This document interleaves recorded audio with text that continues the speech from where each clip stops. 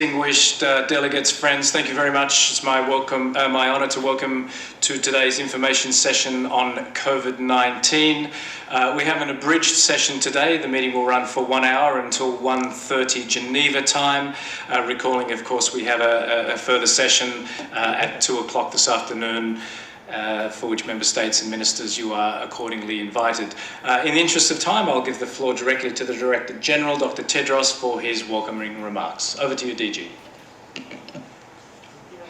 Thank you, Tim. Honorable Ministers, Excellencies, dear colleagues and friends. Good morning, good afternoon, and good evening to all member states, and thank you for joining us once again in our weekly session. Yesterday, I met with the heads of the World Bank Group, the International Monetary Fund, and the World Trade Organization for the first meeting of the Task Force on COVID-19 vaccines, therapeutics, and diagnostics for developing countries. The purpose of this task force is to accelerate access and delivery of vaccines and other COVID-19 health tools to developing countries and to mobilize relevant stakeholders and national leaders to remove critical roadblocks. We're calling on G20 countries to embrace the target of at least 40% vaccine coverage in every country by end of 2021 and at least 60% by the first half of 2022. We need countries to share more vaccine doses now, including by ensuring at least 1 billion doses are shared with developing countries in 2021, starting immediately. We're also calling on member states to provide financing, including grants and concessional financing, to close the residual gaps, including for the Access to COVID-19 Tools Accelerator. And finally, to remove all barriers to the export of inputs and finished vaccines and other barriers to supply chain operations. Next, let me take a few minutes to discuss the Delta variant, which is causing great concern globally and within WHO. Delta is the most transmissible of the variants identified so far. It has been identified in at least 96 countries and is spreading rapidly among unvaccinated populations. As some countries ease public health and social measures, we're starting to see increases in transmission around the world. More cases means more hospitalizations, further stretching health workers and health systems, which increases the risk of death. As we have said, new variants are expected and will continue to be reported. That's what viruses do. They evolve. But we can prevent the emergence of variants by preventing transmission. It's quite simple. More transmission, more variants. Less transmission, less variants. That makes it even more urgent that we use all the tools at our disposal to prevent transmission. The tailored and consistent use of public health and social measures in combination with equitable vaccination. This is why WHO has been saying for at least a year that vaccines must be distributed equitably to protect health workers and the most vulnerable. Now, for today's presentations, we will first hear an update on the Global Outbreak Alert and Response Network from Pat Drury, who runs the WHO Operational Support Team. He will be joined online by Professor Dale Fisher, who is the chair of the steering committee, and Dr. Gail Carson, who is the deputy chair and representative of the International Severe Acute Respiratory and Emerging Infection Consortium. As you know, GORN is a key part of the global health emergency workforce. I very much appreciate the support that member states provide to encourage their technical institutions and partners to participate in GORN. I would like to encourage even greater support for this life-saving network and especially for strengthening its international deployment capacity. Next, we will be hearing from Assistant Director General Mariangela Simao on a draft proposal for adjustments in the COVAX allocation mechanism for vaccines for the fourth quarter. This is in response to issues raised by member states this year. We will then finish with an update from Chief Scientist Soumya Swaminathan, who will present an outline of the mRNA Technology Transfer Hub and discuss next steps. And following today's information session, we'll be having a briefing on progress within the organization on addressing the issue of sexual exploitation, abuse, and harassment. As always, we're grateful for your engagement and we look forward to your questions and comments. I thank you. Tim, back to you. Thank you very much, DG. And first I'd like to invite Dr. Mike Ryan for a few words, and then we'll pass the floor to Mr. Patrick Jury, as DG indicated. Over to you, Mike. Thank you, Tim. As you can see, I'm wearing a mask today that has both WHO and GORN represented on it. Take it off to speak. I wear both my blue and my orange lanyards with great pride. I'd like to thank our GORN partners for over 20 years of service to the world and to the people of the world, with over 250 institutions and other networks who focus together on recognizing that no one institution can do it alone.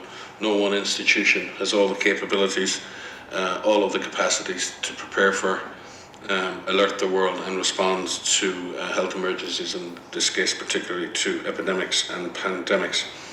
The work that GORN does is very much aligned with the Director General's vision for a global deployable health emergency corps. The world being able to not just move commodities like vaccines, not just move materials, but to be able to move the best people into the right places to save lives at the right time. GORN embodies this principle. Increasingly, we see those capacities developing within national systems, and WHO is fully committed to supporting the development of national capacities so that there can be redeployment of staff within countries, between countries, with institutions and networks like GORN, being the beating heart of a system that allows countries to cooperate together more deeply. This is at the center and the core of the Director General's vision for a world that is on alert and a world that is ready to respond to emerging health crises anywhere in the world at any time. We thank our partners in GORN, our partners in the EMT movement, our partners in the Global Health Cluster, humanitarian network of partners, and thank them for the work they do together to bring to fruition the dream that Dr. Tedros has of connecting all of these capacities globally and being able to deploy them in a timely fashion anywhere in the world in the service of our member states. With that, and with personal thanks to Patrick Drury for his years of service in guiding and supporting the GORN network, and my best regards to both Gail and Dale for their service in leading the network. Patrick.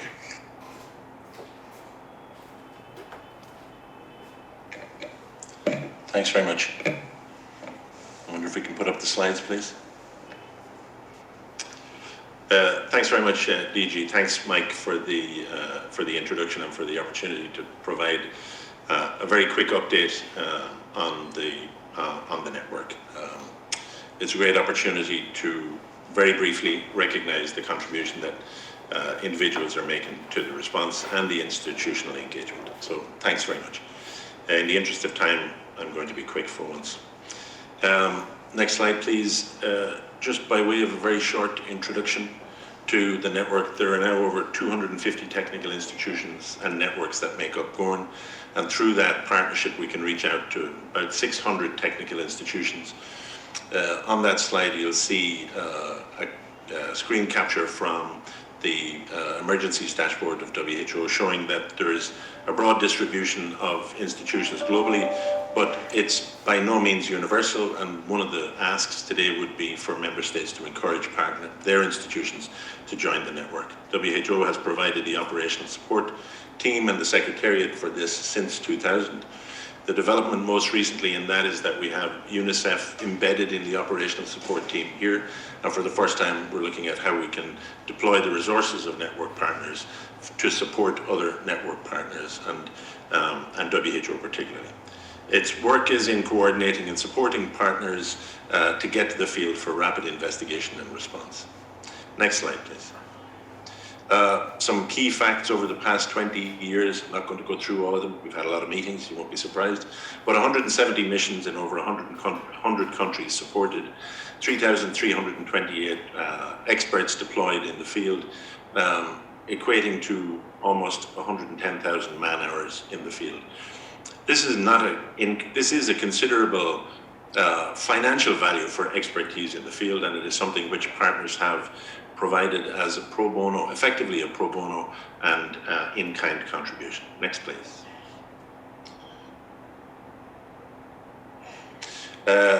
This slide will give you a very quick overview of the deployments for pandemic operations since 2000. I think it was the 2nd of January 2020 that we had our first meeting with the steering committee and operational partners.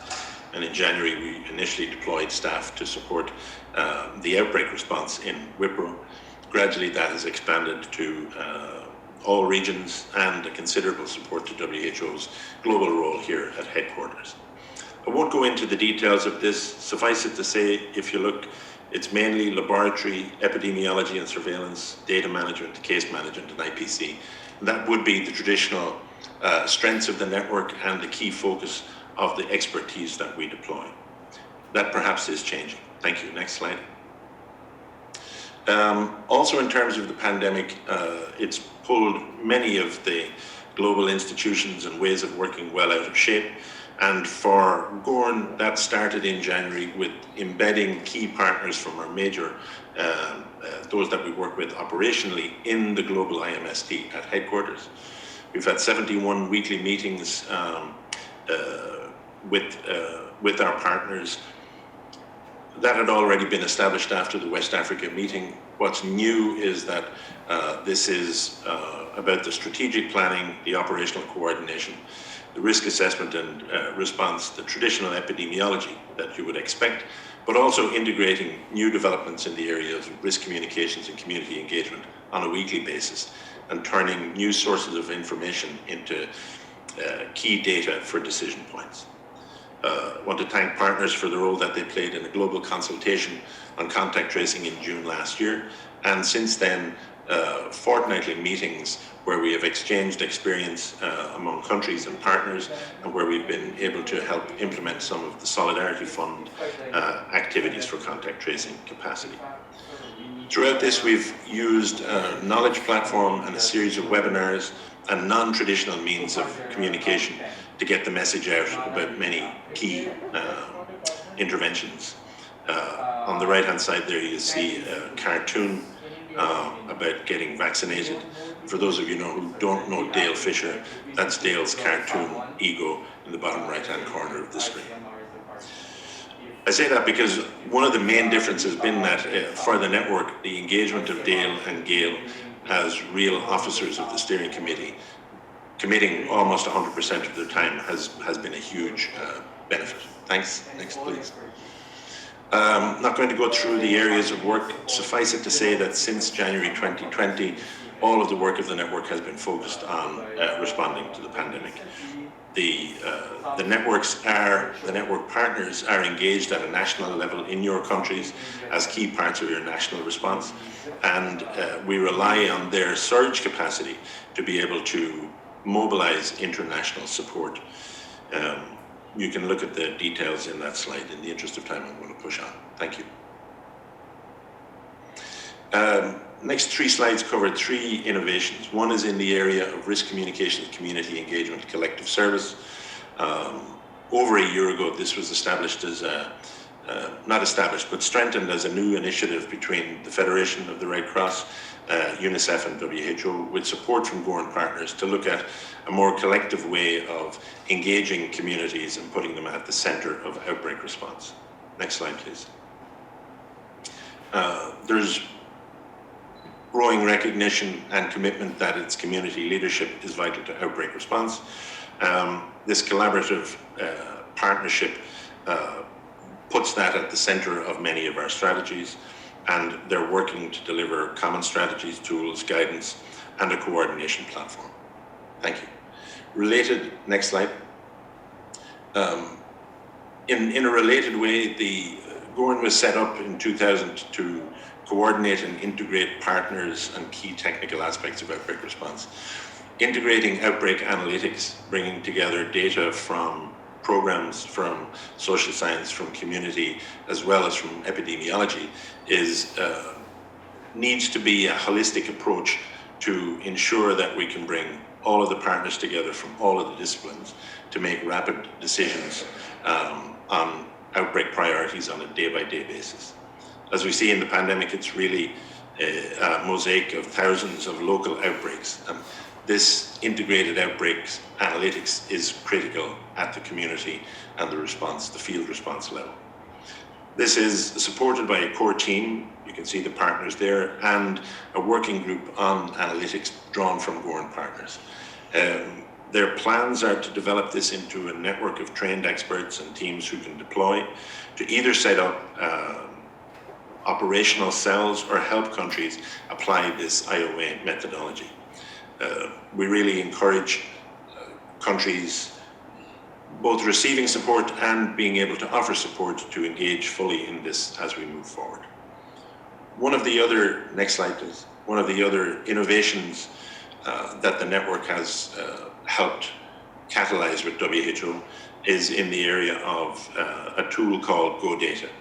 On the slide here, again taken from the emergencies dashboard, you'll see that there are over 60 countries where there are 80 projects rolling out this tool, which provides support to field responders for case investigation, contact follow-up, and visualization of trains of transmission. It's been coordinated by WHO, but it's really taken us 20 years to get this off the drawing board and into the field.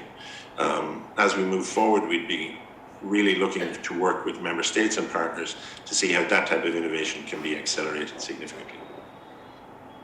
Next slide, please. And please go on. The next one is just an outline of strategy for the GoData for the next 2 years. There are a couple of other hidden slides which participants can look at their leisure. The steering committee is the main advisory and directing body of the network, which is very fluid and flexible. It brings together a technically diverse network of expertise. The members of it are at mid to senior management and operational levels, providing, not providing, but part of institutional and national response to serious outbreaks. So they bring a lot of practical experience as well as their technical expertise. It's a group of 21, WHO being the one permanent member of the steering committee. Highlighted in red are the two officers of the steering committee, Dale and Gail. Thank you very much. Next. In June, just a week ago, we had our 29th meeting of the steering committee. It meets formally every 6 months, and during the pandemic, last year we met every month, and now we're meeting every 3 months.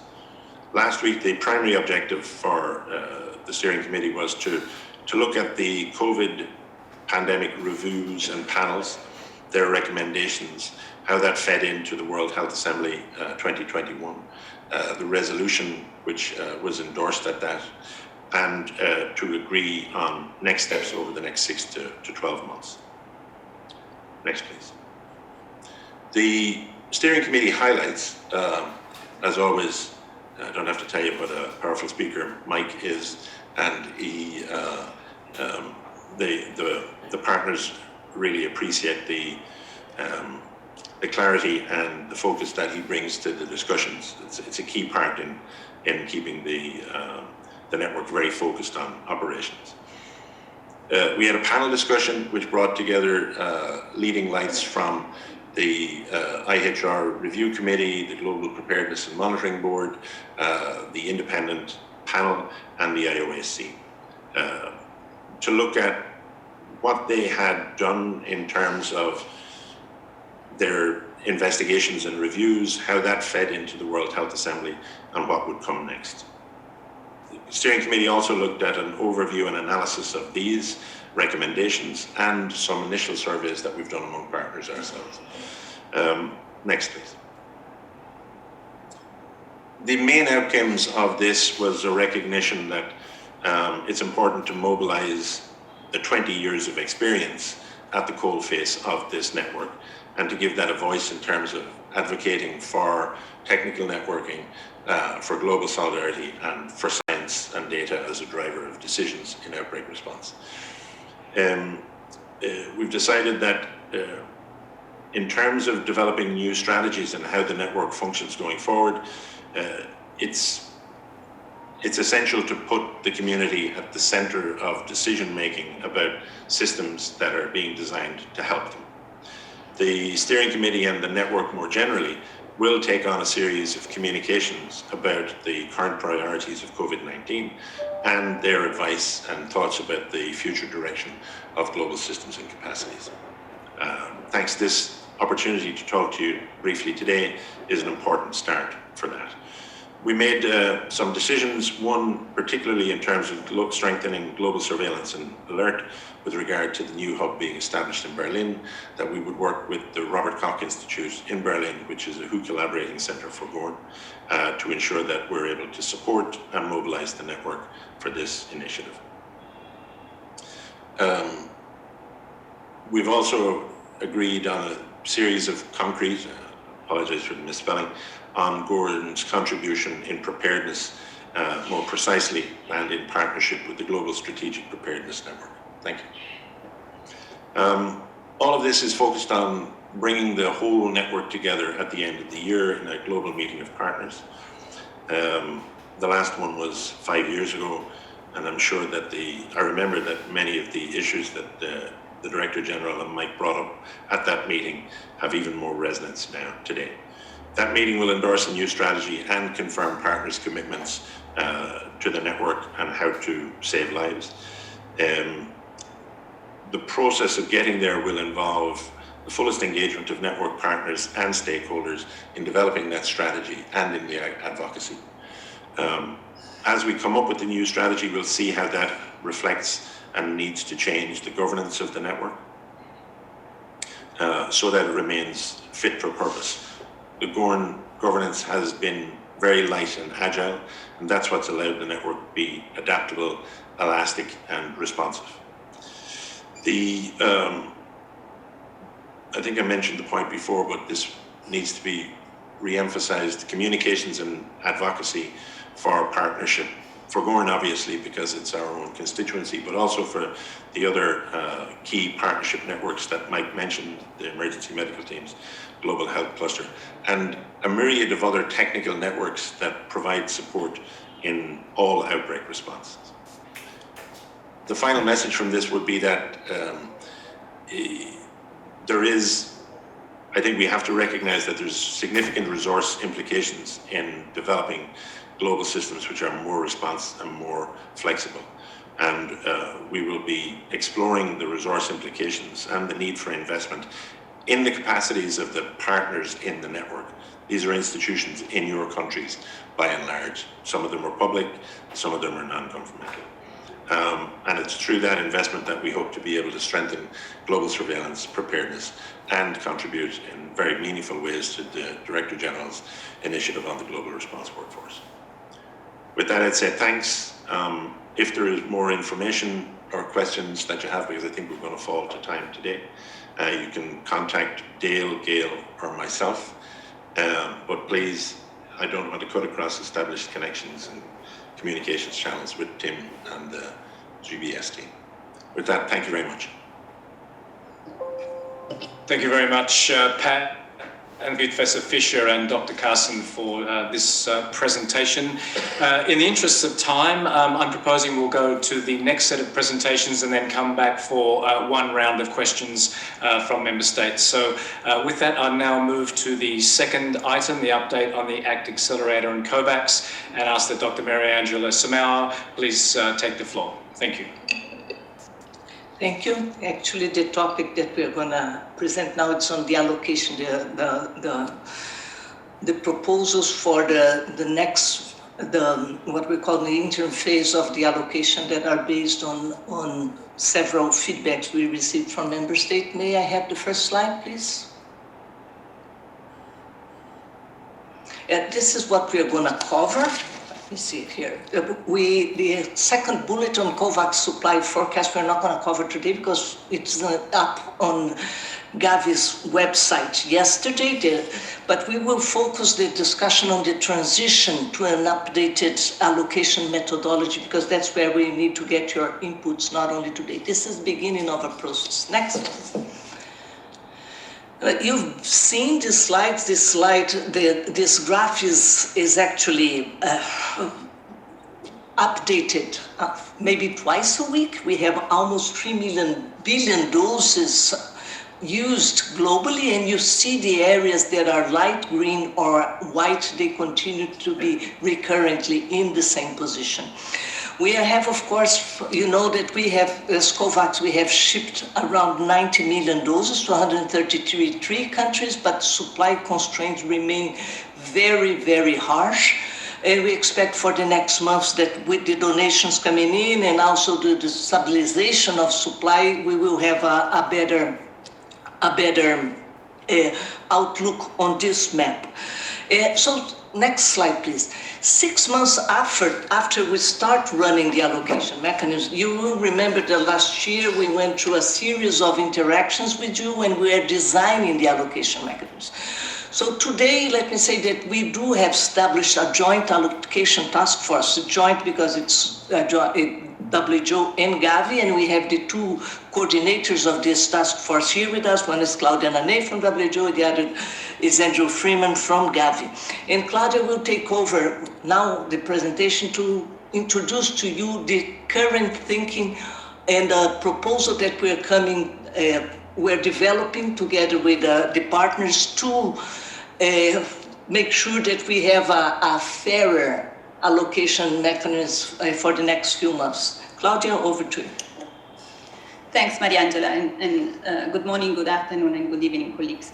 Mariangela showed you the slides on the administration of vaccines around the world. And here what you see is a graph that shows on the x-axis the COVAX allocation versus on the y-axis the population fully vaccinated. And why are we showing you this? Because we want to focus your attention on the fact that unfortunately, the fact that COVAX was able to ship and provide countries only with 3% of all the vaccines circulating in the world shows that there are around 60 countries, 60 participants in COVAX that have not achieved 3% coverage of their population. You remember this was one initial target we gave ourselves to ensure the healthcare system is protected. So we wanted to vaccinate frontline health and social care workers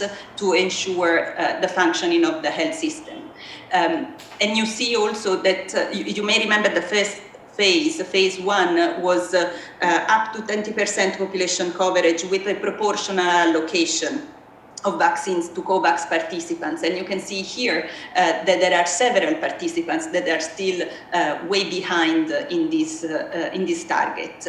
And clearly the supply constraints and delays that COVAX is experiencing are creating this situation.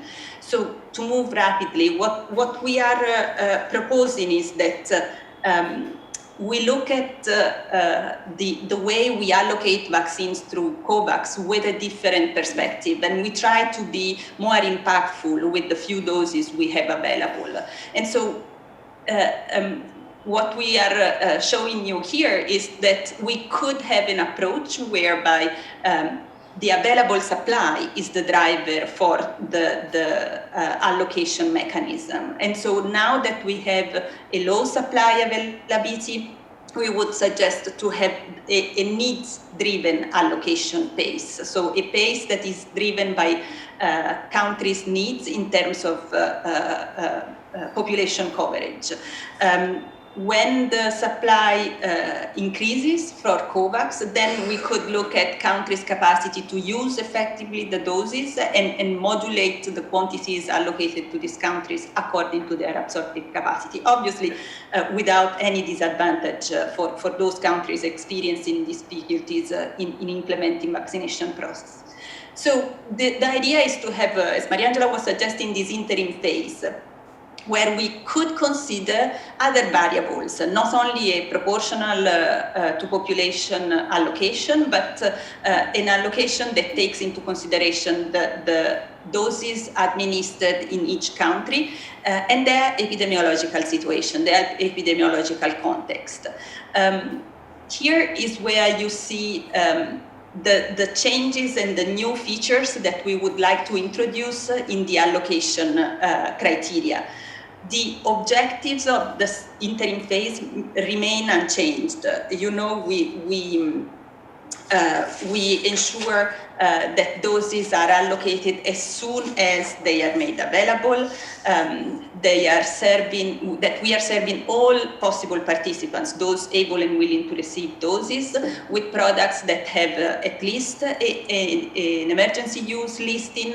We are trying to minimize the gaps in the delivery sequencing, and we are taking into account product preferences expressed by participants and their own choices whether to get the same vaccines or a vaccine that better matches their preferences. So this will remain exactly the same. However, the big change is the fact that we don't use anymore the proportional to population criteria, but we would determine the quantities, so the doses allocated to each participant, looking at the total doses administered in countries with all sources of vaccines.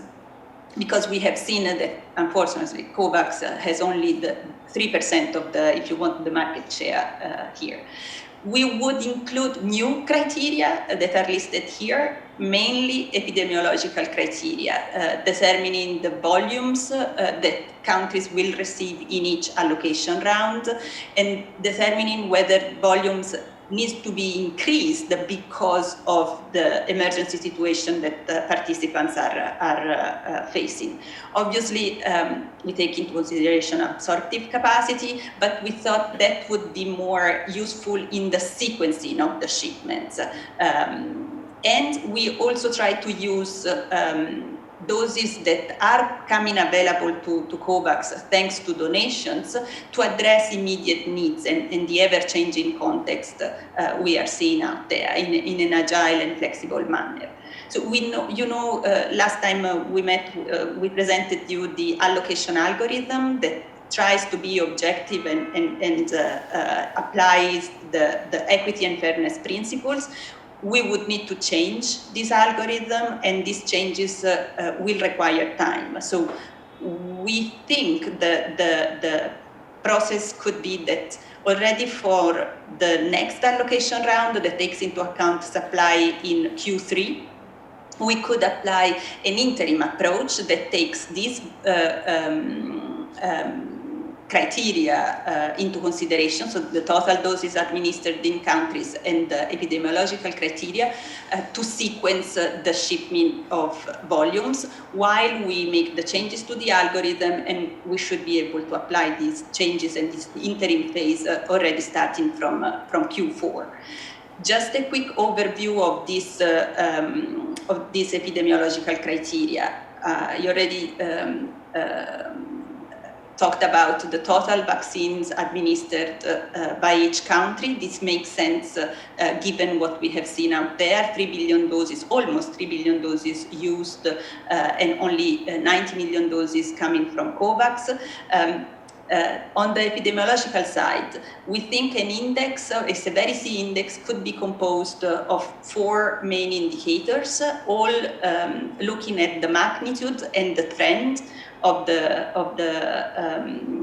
pandemic in countries. And here we propose to use the 28-day trend in cases, the 28-day in mortality, and cumulative cases and cumulative mortalities, all obviously normalized for the country's population. It's a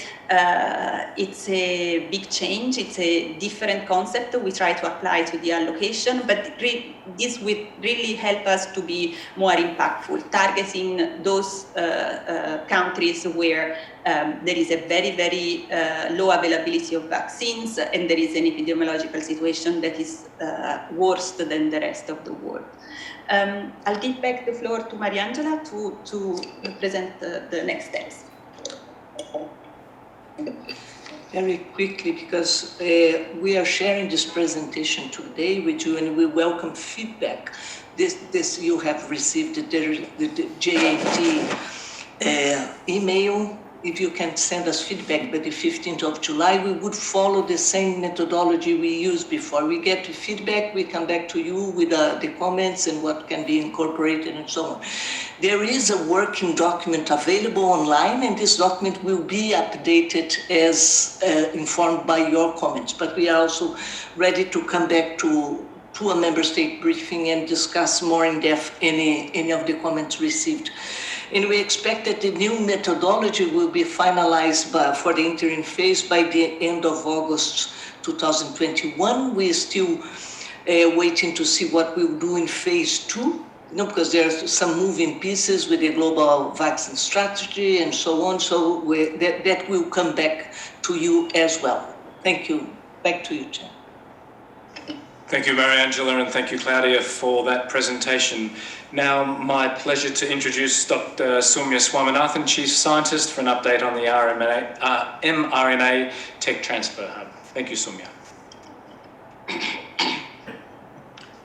Thank you very much, Tim, and thank you, DG, for the introduction. If I could have the slides. First, I wanted to give a very brief update on something that we've talked about earlier, and that's the setting up of the vaccine technology transfer hubs, starting with the mRNA technology. As you probably remember, there was an announcement about 2 weeks ago on the first mRNA hub to be set up in South Africa. The selection was based on the applications that were received from countries to the EOI, the expressions of interest that WHO had put out. And we have convened an expert group through the PDVAC mechanism that we have that advises on vaccine R&D to really look at a predetermined set of criteria, look at the applications and score the countries based, score the applications based on those criteria. And we have focused only on Africa for the time being because of the acute need, the equity considerations, and the fact that the African Union had already done a lot of groundwork in determining and selecting the countries that would be most suitable for the first hubs. So the next steps as far as the South African proposal would be to really enter into a detailed discussion with the consortium that South Africa has proposed. It's a combination of public, private sector, academia, and government. We will need to set up a dedicated team, a technical team that will work with our partners there to discuss a variety of issues from governance to regulatory to funding, etc., and then a site visit to be prepared in the next couple of months with all the partners. So that's actually working on the hub itself and how it's going to function, but also at the same time, we are looking at the technologies, and I'll say a little bit more about the approach, the two-pronged strategy that we're taking on selecting the mRNA technology. Again, the same expressions of interest that we had put out attracted a large number of responses that we are now going through. And then over the next 2 quarters, we will be also identifying other potential hubs, not just in Africa, but in other regions. And I know that there is a lot of interest from many member states. But what we propose is that this be more of a regional approach, since it's really addressing the question of regional health security, that it doesn't really make sense for every country to set up an mRNA or any other vaccine production site.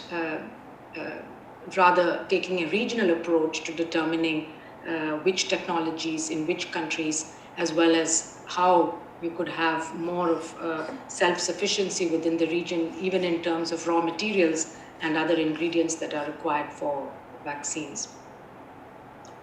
I mentioned that we need a lot of work to be done on selecting the technology itself and the technology partner, and we're taking a two-pronged approach.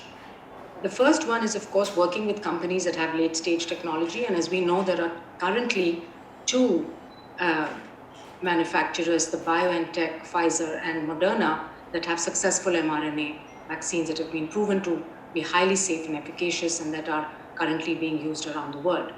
If either of these companies agrees to the tech transfer concept, then of course one can go much faster because it's already at a stage where the training can be provided and the facilities can be set up, and within 9 to 12 months you could have the first batches coming out. Initially it could be fill and finish, but it could also be the actual manufacturing itself. So this is a much more efficient way of doing it. It will be faster. However, we have to recognize that these 2 vaccines do have some ultra cold chain requirements, which makes programmatic suitability a little bit more challenging. And it could also, the access to these technologies, to take the technology beyond COVID, there may be constraints in that. So these are still under very early stages of discussion. The other approach is to go with a number of earlier stage technology, and we have received a number of applications from developers who now have their products either in preclinical or in phase 1 trials. This needs to go through the whole phase of clinical development, so it is less certain that all of them will be successful. It will take a little bit longer. However, the advantages could be that we may have thermostable mRNA products which emerge out of this R&D process, and also that these developers who are at early stages, majority of them are willing to provide access on a very free, voluntary, non-exclusive basis, and therefore there will be much more freedom to operate. Both these approaches will be pursued because there are advantages and disadvantages. For the work itself in South Africa, as I mentioned, there is a lot more work that needs to be done. We are still at an early stage. We will be speaking with the 2 private companies, Afrigen and BioVac, that both have distinct roles in this process, as well as a consortium of universities, the regulatory agency, SAFRA, the Ministry of Science and Technology in South Africa, in order to develop not just the hub itself, but also to establish a training program. Because again, the idea of the hub is not just to produce vaccines, but also to serve as a training site for teams from other countries, from different parts of the world, to come and learn this technology and then take it back to the country. So it will probably take 9 or 12 months to set the hub up, to start the manufacturing, and also to develop a training program and open the training center for teams to come there. And we will keep updating you as this develops and matures. We want to reiterate that the South African hub is only the first step towards a first step in the process to establishing an equitable, consistent, and sustainable network of hubs across the world, not just for mRNA, but other technologies. And this slide just illustrates the concept where you could have the Latin American region having a multi-tech hub in one country, or multiple hubs for different technologies in different countries as a regional approach, and similarly for Asia and Africa itself. And therefore, before the end of this year, we should see not only the technology selection, but also And as I said, in the next few weeks, we will see phase 1 results from several of the early mRNA candidates. And now that we know what a successful mRNA candidate looks like by looking at the neutralizing antibodies that are elicited, we may have some idea of how immunogenic the other vaccine candidates are going to be. We have 5 working groups, and without going into a lot of detail, it's just to say that this whole process is very complex. It is multidisciplinary. It requires not just the focus on the technology and the IP issues, but also on the plants, manufacturing plants itself, which are relatively simpler for the mRNA technology, but much more complex if you want to have viral culture.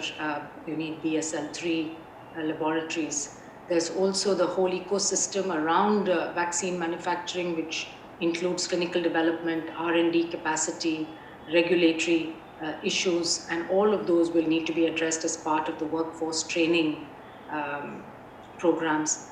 Business model and financing is important because we cannot risk having a facility with a lot of investments, which after the COVID pandemic is over and there's no longer need for COVID vaccines, cannot be kept idle. So a longer term view and approach needs to be taken, and a plan for sustainability, for procurement of those vaccines, and that's why a regional approach is important. And finally, a working group that's on looking at the governance of both the hub as well the recipient centers or spokes that would need to be set up. And all of this will be overseen by a technical advisory panel that would be constituted, which would have, again, multiple expertise and disciplines coming together to oversee this whole process. And we are working very closely with our COVAX partners, particularly Gavi and CEPI, but also UNICEF, the Bill and Melinda Gates Foundation, the European Commission, the African Union, as well as the private sector organizations. So I think that's my last slide. I will stop there and turn it back to you, Chair. Thank you very much, Soumya. So, Member States, colleagues, Excellencies, thank you. It's now an opportunity to ask any questions or provide any comments on the 3 presentations that we have had. Firstly, on Gorn, Mr. Pat Jury, and also I do believe we have Professor Dale Fisher and Dr. Gail Carson online with us for any questions or comments, to Dr. Mary Angela Shamau and Dr. Soumya Swaminathan. So over to you, Mr. Jude Osai, moderator for today's session. Member States, please raise your hand on the platform as per usual process. Thank you.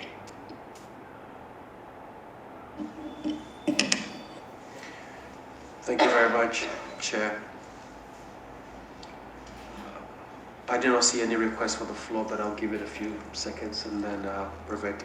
Indeed, we have a few hands that has just gone up, and I should like to give the floor to France, to be followed by, Australia, to be followed by France. Australia, you have the floor, please.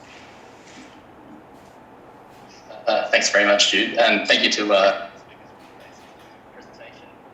yesterday's joint announcements of a joint task force, WHO, WTO, IMF and the World Bank, indicated it would begin to focus on tracking and coordination of vaccines, compiling data on dose requests, contracts and delivery. I was wondering if you could please elaborate on how the work of that task force, the joint task force, would mesh with the existing work that COVAX does on tracking and coordination. Thanks. Thank you very much, Australia. I should now give the floor to France, to be followed by Zambia. France, you have the floor, please. Thank you very much. In fact, my colleague from Australia has just asked the question I wanted to ask, so I would just like to thank Gorn for the presentation and for all the work that they have done, as well as thanking the WHO, and thank you to Maria Angela Samon for the information on the criteria that you have established. Thank you to the WHO's partners, because actually this answers a lot of the questions that we had, and that shows that we have had really fruitful discussions. And thank you to Dr. Swaminathan for the presentation on the hub, because we fully support this. we show that there are countries that will benefit from technical assistance, but will they be able to benefit from this in the next few days or in the next few months? Thank you.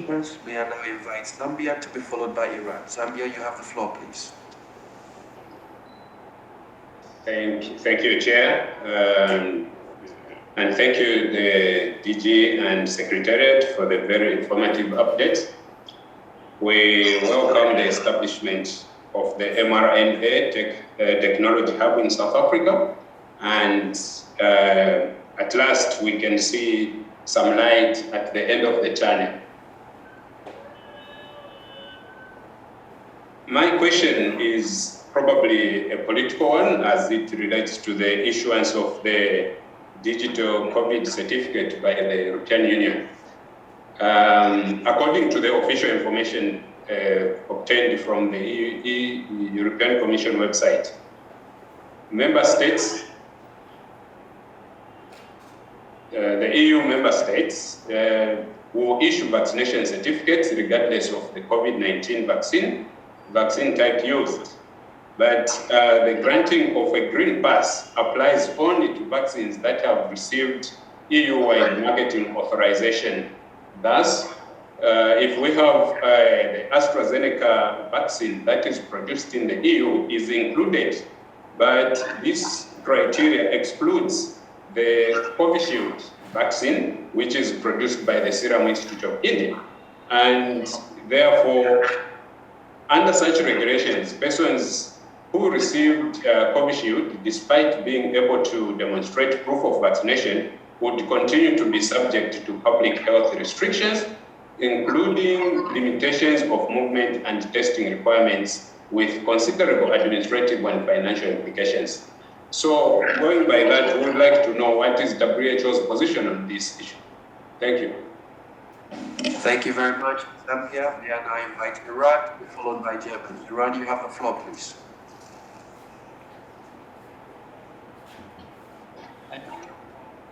I thank WHO and other organizers for hosting this important and informative event. Your panelists talked about the interim phase in allocation of vaccines through a COVAX facility that would consider new variables and epidemiological context. And I guess the seriousness or severity of emergency situations surrounding or involving different countries or settings is one of the indicators. My question would be where and how you posit or you include the refugee component in allocation of vaccines. This is particularly of importance for hosting countries who are hosting huge numbers of refugees, mainly from LDC countries. Thank you. Thank you very much, Iran. I will invite Germany. You have the floor, please. Thanks a lot for the presentations and the information just received. With regards to the presentation on the mRNA hub, we very much welcome the update and are looking forward to further updates when the mRNA hub develops further. And have a specific question with regards to the due diligence process that's ongoing with regard concerning further regional mRNA hubs. We would be interested in hearing when the process will be finalized, especially in view of the fact that the last mRNA hub due diligence process finished quite quickly, and we were wondering whether the other regional mRNA hubs will be announced shortly, or whether this is a longer-term process. Thank you. Thank you very much. I see no further requests for the floor, Chair. Thank you. Thank you, Jude, and thank you very much to those member states for those comments. We're nearly at the end of our meeting time, so I would ask that Secretary comments for you be brief in your responses. I'm actually first going to hand the floor to Dr. Swaminathan and then the floor to Dr. Mariangela Shamal. So Soumya, the floor is yours. Thank you.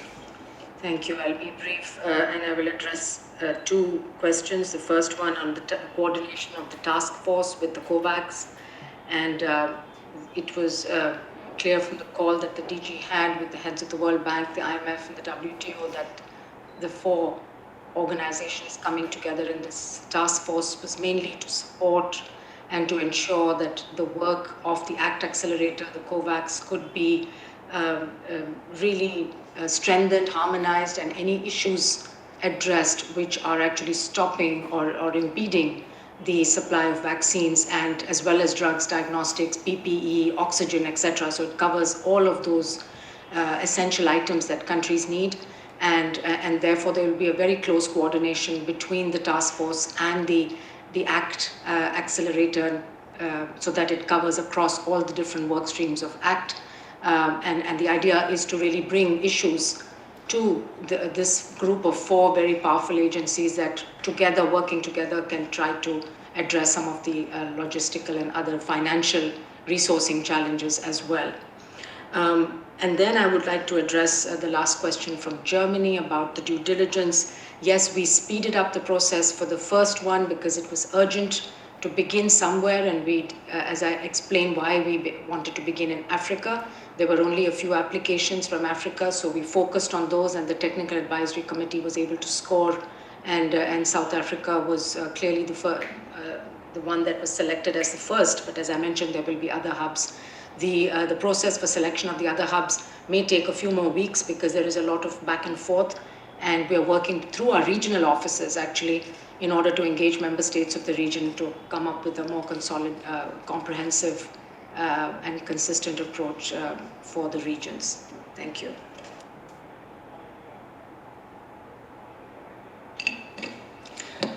Thank you. Let me start with Zambia's questions about the EU digital certificate. And let me say that at the moment, what we understand that the resolution, the regulation that was approved by the European Parliament on refers to the authorization by the conditional market authorization by EMA, and recommends individual member states of the European Union to accept WHO's emergency use listing vaccines. Let me reiterate to member states that WHO's process for the emergency use listing is a very stringent assessment that follows international regulations, recognized standards, and it works very closely with EMA in various of these assessments. Of course, the AstraZeneca vaccine that's produced in India, which is the Covishield, has no market authorization in EMA, but has been authorized, listed by WHO as equivalent of the AstraZeneca original vaccines. So at this stage, we are working with European authorities to find a suitable solution that, in the understanding that the European authorities are very much supportive of WHO emergency use listing procedures as well as the pre-qualification program. So we will come back to member states and we will update you on the proceedings as they happen. Thank you for this question. This is very much in our radar right now. On Iran's questions about the new variables and the issues on the humanitarian and the displaced populations and refugees, let me remind everyone that we do have, through the COVAX facility, a humanitarian buffer, which is being discussed with the IASC, and where we intend to do an allocation for the humanitarian buffer as soon as we have the supply stabilized. But there are a lot of progression in this sense. I don't know if Claudia wants to comment on this. Yeah. So Iran, we have not forgotten the humanitarian populations. They remain a priority. They were discussed at the Gavi board, and they remain a priority for the allocation of vaccines for these groups. Thank you very much, Mariangela. Thank you, Soumya. Thank you, Pat. Thank you, Michael Ryan. In the interest of time, the Director General has asked that I please convey his best wishes, and I would like to close this meeting recalling that we will have another information session starting in 25 minutes from now on the issue of prevention of sexual abuse and sexual harassment. So with that, Member States, delegates, distinguished excellencies, thank you very much for your active participation today.